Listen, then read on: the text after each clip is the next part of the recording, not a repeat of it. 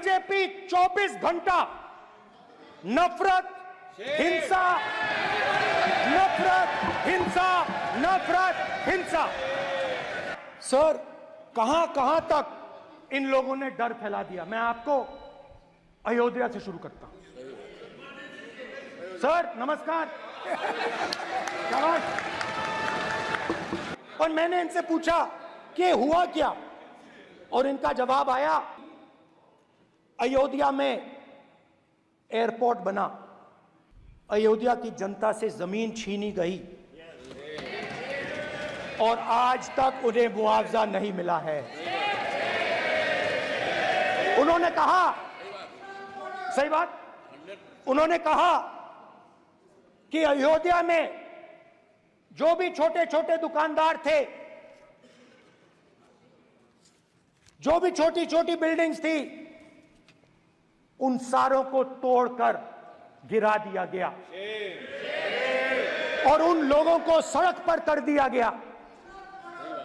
इन्होंने यह भी कहा कि अयोध्या के इनॉग्रेशन में अयोध्या की जनता को बहुत दुख हुआ, क्योंकि इनॉग्रेशन में अदानी जी थे, अंबानी जी थे, मगर अयोध्या का कोई नहीं था। और ये कारण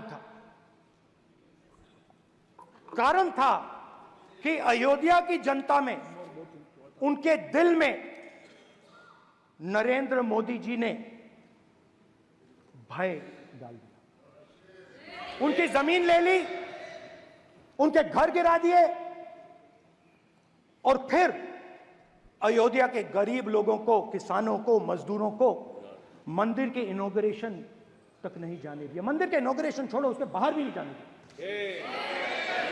अग्निवीर यूज एंड थ्रो मजदूर है, और आप उससे कहते हो, उसको आप 6 महीने की ट्रेनिंग देते हो, 6 महीने की ट्रेनिंग देते हो। दूसरी तरफ चाइना के जवान को 5 साल की ट्रेनिंग मिलती है, राइफल लेकर उसके सामने खड़ा कर देते हो, उसके दिल में भय पैदा करते हो। एक जवान और दूसरे जवान के बीच में फूट डालते हो कि एक को पेंशन मिलेगी, एक को शहीद का दर्जा मिलेगा, दूसरे को नहीं मिलेगा, और फिर अपने आप को देशभक्त कहते हो। ये कैसे देशभक्त हैं? अध्यक्ष महोदय, मैं नेता प्रतिपक्ष से अनुरोध करना चाहूंगा, गलत बयानी करके सदन को गुमराह करने की कोशिश। गलत नहीं है सर, गलत नहीं है सर। कर लेना चाहता हूं कि गलत नहीं है युद्ध के सर। दौरान अथवा सीमाओं की सुरक्षा के दौरान यदि हमारा कोई अग्निवीर का जवान शहीद होता है तो उसके 1 करोड़ रुपए की धनराशि सहायता के रूप में उसके परिवार को मुहैया कराई जाती है। इस प्रकार की गलत बयानी से सभी को गुमराह करने की कोशिश नहीं की जानी चाहिए। संसद में अध्यक्ष राजनाथ सिंह जी की एक राय है, मेरी एक राय है, सच्चाई अग्निवीरों को मालूम है, हमें बोलने की जरूरत नहीं है। अग्निवीर को किस चीज का सामना करना पड़ता है, शहीद का दर्जा मिलता है या नहीं मिलता है, कॉम्पनसेशन मिलता है नहीं मिलता है, पेंशन मिलती है नहीं मिलती है, वो उसको मालूम है। पहली बार हिंदुस्तान की हिस्ट्री में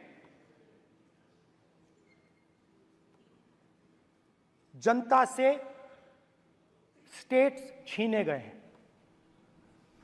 जम्मू कश्मीर लद्दाख से आपने पहली बार स्टेट छीना है। मणिपुर को आपने सिविल वॉर में डुबा दिया है। मणिपुर को आपने और आपकी योजनाओं ने, आपकी पॉलिटिक्स ने जला दिया है। और आज तक हिंदुस्तान के प्रधानमंत्री मणिपुर नहीं गए हैं। ऐसा लगता है कि मणिपुर हिंदुस्तान का प्रदेश ही नहीं है।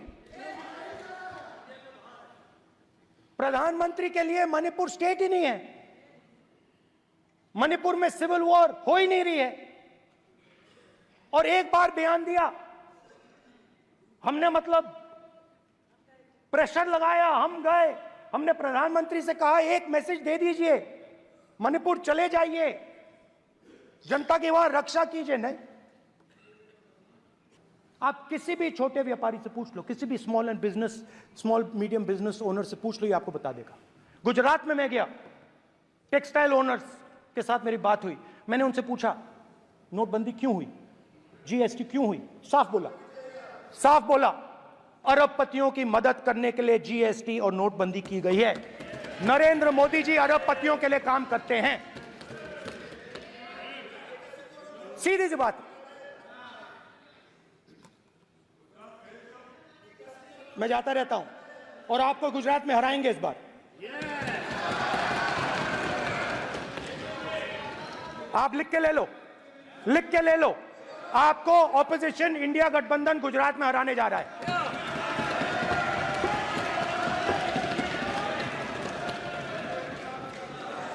किसानों को डराने के लिए लैंड एक्विजिशन बिल जो हम लाए थे, उनकी जमीन की रक्षा करने के लिए, उनको सही कॉम्पनसेशन देने के लिए, उसको आपने खत्म कर दिया। यहां कोशिश की, कर नहीं पाए तो स्टेट्स में खत्म कर दिया। हर स्टेट में आपने खत्म कर दिया है। अगर आप जानते नहीं हो, चेक कर लो, हर स्टेट में, हर भाजपा की स्टेट में खत्म कर दिया।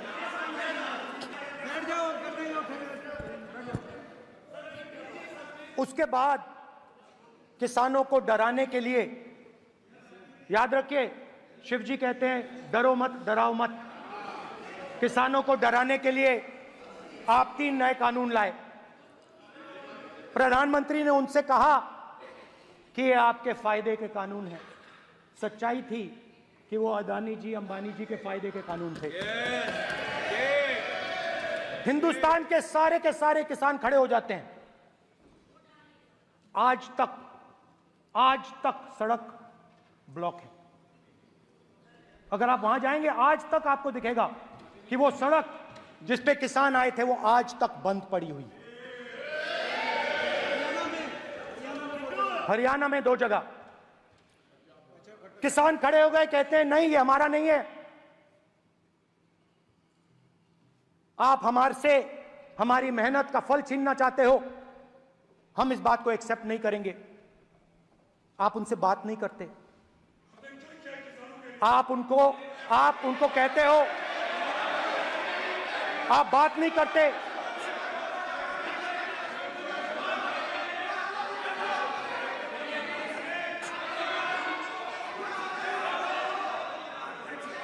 आप बात नहीं करते, आप गले नहीं लगते, आप उन्हें आतंकवादी कहते हो।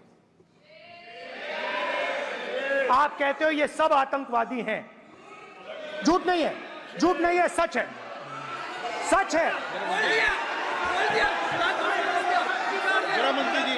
मान्यवर, मैं समझ रहा हूं कि विपक्ष के नेता नाते पहली बार बोल रहे हैं, मगर नियमों के पुस्तक के बाहर वो नहीं जा सकते।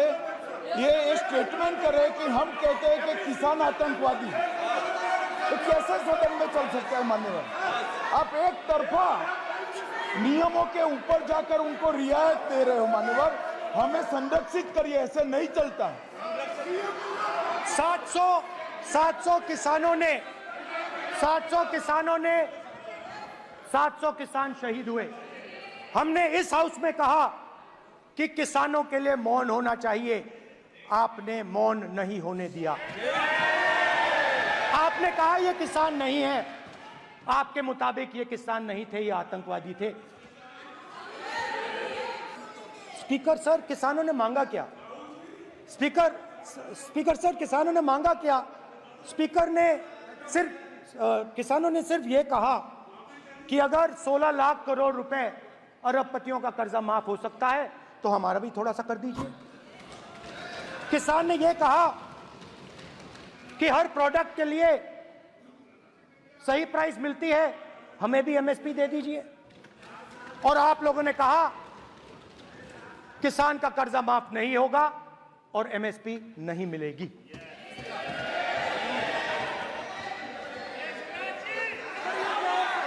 माननीय अध्यक्ष महोदय, ये गलत बयानी कर रहे हैं। एमएसपी सरकार दे रही है और ये मोदी जी की सरकार है जिसको उत्पादन की लागत पर कम से कम 50 माननीय अध्यक्ष महोदय, उत्पादन की लागत पर कम से कम 50% जोड़कर एमएसपी दी जा रही है और नहीं दी जा रही, ये सत्यापित करें माननीय अध्यक्ष महोदय। ये गलत बयानी कर रहे हैं, ये सदन को गुमराह कर रहे हैं, गलत बयानी कर रहे हैं।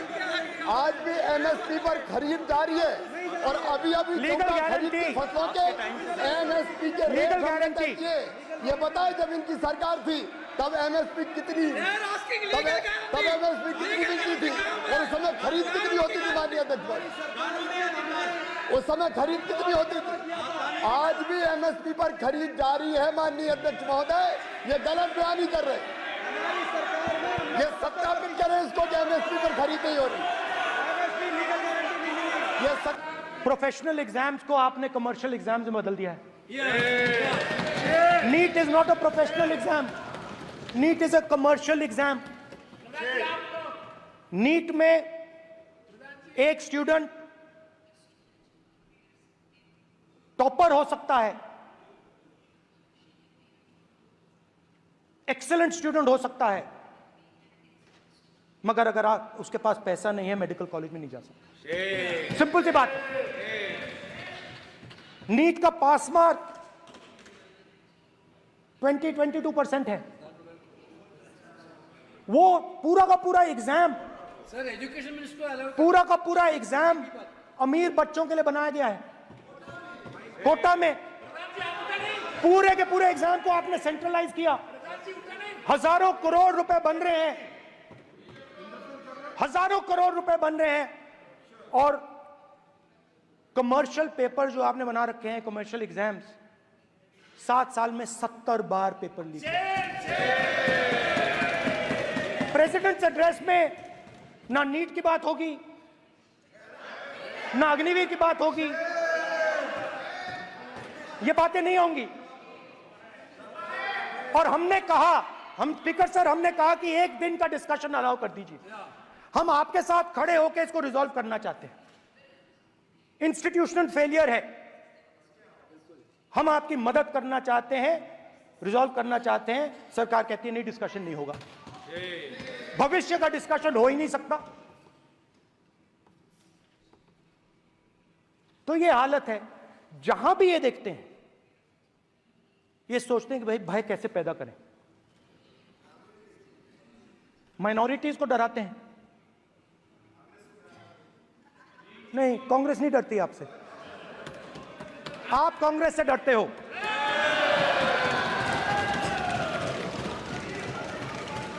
हिंसा, नफरत माइनॉरिटीज के खिलाफ, मुसलमानों के खिलाफ, सिखों के खिलाफ, क्रिश्चियंस के खिलाफ। और माइनॉरिटीज ने क्या किया? माइनॉरिटीज ने क्या किया? हर स्फीयर में हिंदुस्तान को रिप्रेजेंट करते हैं, नाम रोशन करते हैं। पत्थर जैसे हिंदुस्तान के साथ एक साथ खड़े हैं, देशभक्त हैं। और आपने सारे के सारे माइनॉरिटीज पर आक्रमण किया, उनके खिलाफ हिंसा, नफरत फैलाई।